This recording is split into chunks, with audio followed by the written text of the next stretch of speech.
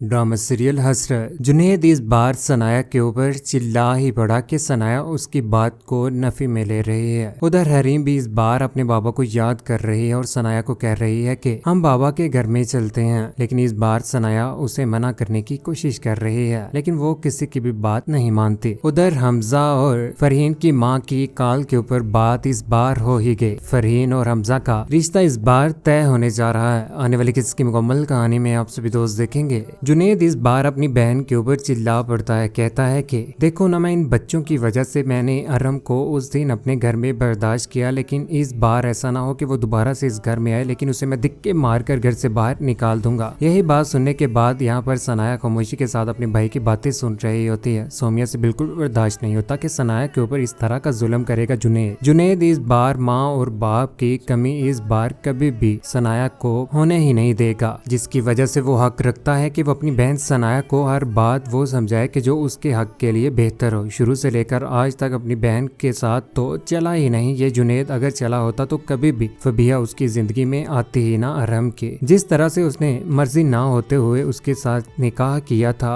अरम के ऊपर केस बन सकता था, लेकिन उस केस को कभी भी फबिया हैंडल ना कर सकती। गलती तो जुनैद और सनाया की भी थी कि वो खामोश रहे और इज्जत करते रहे अरम की, लेकिन अरम बिल्कुल भी इज्जत के काबिल ना ही नहीं। उधर सोमिया भाभी इस बार सनाया के सामने आकर खड़ी हो चुकी है जब वो सुबह के वक्त ऑफिस के लिए तैयार होकर जा रही होती है। बहुत जल्द सनाया अरम के पास उसी घर में वापस जाने ही वाली है, जहाँ पर सोमिया भाभी इस बार सनाया को हौसला देने की कोशिश करती है कि जुनैद की किसी किस्म की कोई भी बात का गुस्सा करने की तुम्हें जरूरत नहीं है। यहाँ पर सनाया कहती है कि मुझे भाई की किसी किस्म की कोई भी बात बुरी नहीं लगी है। आंखों में आंसू है यहाँ पर सनाया के। माँ के चले जाने के बाद आज भी दुखों में है। कहती है कि मैं बस आज भी अपने आप को इसी तरह से जीने की आदत डाल रही हूँ। सनाया करे तो करे क्या। यहाँ पर सोमिया भाभी भी उसे हौसला दे रही है। उधर ऑफिस में तो यहाँ पर चले ही जाती है। दूसरी जानिब शहीन बेगम इस बार हमजा को कॉल कर ही देती है, जहाँ पर वो हानिया के रिश्ते की बात कर रहे होते हैं। कहती है कि देखो फरहीन जो है वो खामखा की जिद लगाकर बैठी हुई है, तुम्हारे साथ वो ऑफिस में भी नहीं जा रही। उसके पीछे भी कोई ना कोई वजह तो जरूर होगी। अभी अभी मुझे ना शमीम का फोन आया था, वो कह रही थी कि एक बार लड़के से मिल लें, देख लें, जान पर तो कर लें, लड़का ठीक तो है ना, अगर समझ में आता है तो कोई भी फिक्र करने की जरूरत नहीं है। फरहीन भी ये बात समझ ही जाएगी। फरहीन इस बार हानिया को अपनी बहनों की तरह से ही समझ रही है। वो नहीं चाहती कि उसके साथ किसी किस्म की कोई भी ऐसी बुरी हरकत हो जिस तरह से उसके साथ हारिस ने की थी, कल को उसकी जिंदगी बिना तबाह हो जाए। यहाँ पर हमजा कहता है कि आंटी वो जगह का क्या करना पड़ेगा। यहाँ पर शहीन बेगम कहती है कि तुम फरहीन के साथ मिलो ना, वहाँ पर उसके साथ टाइम सेट कर लेना और बेहतर होगा कि उस लड़के के साथ भी तुम मुलाकात जल्द अज जल्द कर ही लो। शहीन बेगम इस बार हमजा और हानिया के सर के ऊपर माँ की तरह से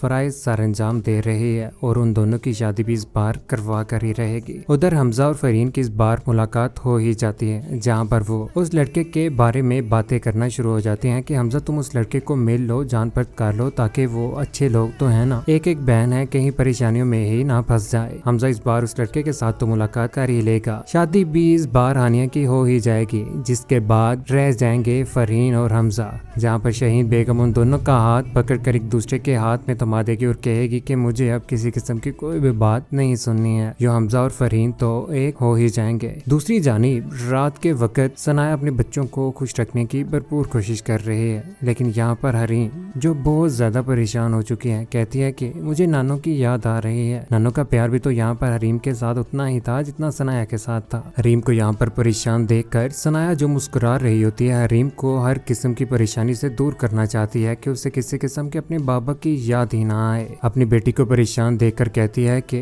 बेटा हम कुछ न कुछ करते हैं, तुम्हारे बाबा भी देखो ना हमसे खुद ही दूर गए हैं। लेकिन यहाँ पर हरीम अपनी माँ को समझाएगी और उधर हादी भी इस बार अरम को समझा ही देगा कि फबिया आंटी बिल्कुल भी अच्छी नहीं है, उनके साथ बिल्कुल भी अच्छा बिहेव नहीं करती। हरीम कहती है मुझे घबराहट हो रही है, हम बाबा के पास चलें क्या। सनाया करे तो करे क्या। सनाया आज भी अरम के साथ उतनी ही मोहब्बत करती है जितनी वो शुरू से लेकर किया करती थी। माँ भी चली गई, घर में जुनैद और सोमिया और वो बच्चे कभी भी सनाया को वहाँ पर बर्दाश्त नहीं करेंगे। जब बच्चों के आपस में लड़ाई होंगी तो यही सोमिया भाभी जो अच्छी तो आज बनी हुई है बहनों की तरह से, लेकिन रिश्तों में कुछ फीकापन तो आ ही जाता है घर में जब बच्चों की आपस में लड़ाई होती है। यूं इस बार सनाया जो रात के वक्त सो रही होगी तरह तरह के बुरे ख्वाब भी देख रही होगी। ख्वाब कुछ यूं उसे आता है कि वो उस घर में जाती है जहाँ पर वो दो बच्चे हादी और हरीम बिल्कुल भी उसकी साइड नहीं लेते। यहाँ पर अरहम की भी यादाश्त चली गई है और वो फबिहा के साथ रहना शुरू हो चुका है। तस्वीर भी घर में से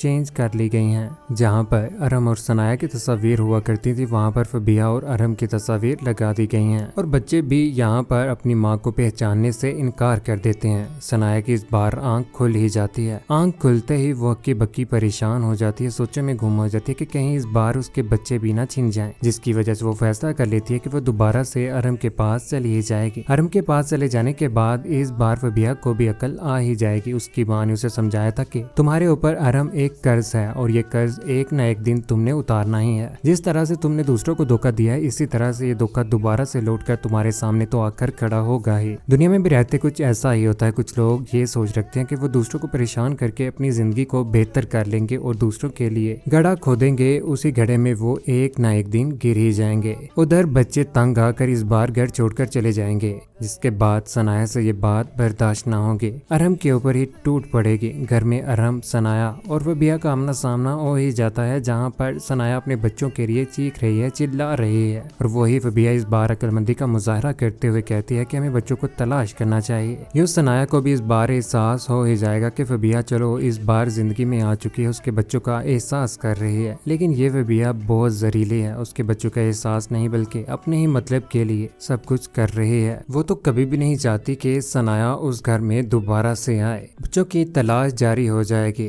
पोस्टर छपाए जाएंगे जहाँ पर बच्चों की उम्र और नाम लिखा जाएगा, तस्वीर लोगों से पूछा जाएगा। आखिरकार बच्चे उस दरबार, वही बच्चे दरबार के ऊपर रिहाइश पजीर होंगे। इस बार घर तो लौट ही आएंगे, लेकिन इस ड्रामे की हैप्पी एंडिंग ही हुई, जहाँ पर सनाया को दोबारा से खुशियाँ मिल ही जाएंगी और अरहम को अपनी गलतियों का एहसास हो गया है। और जब इंसान को अपनी गलतियों का एहसास हो जाए तो पीछे क्या रह जाता है। इस बार सनाया भी उसे माफ कर ही देगी। लेकिन कौन कौन चाहता है कि फबिहा का वाकई ही बच्चा ज़ाया होना चाहिए और उसे घर से दिक्के मारकर बाहर निकाल दिया जाए। फरीन और हमजा को एक साथ देखकर आपको कैसा लगा? नीचे कमेंट सेक्शन में अपनी मोहब्बत भरी राय का इज़हार जरूर कीजिएगा। चैनल को सब्सक्राइब करने के बाद बेल का बटन जरूर दबाइए। अपना ख्याल रखिएगा, तो याद रखिएगा। अल्लाह हाफिज।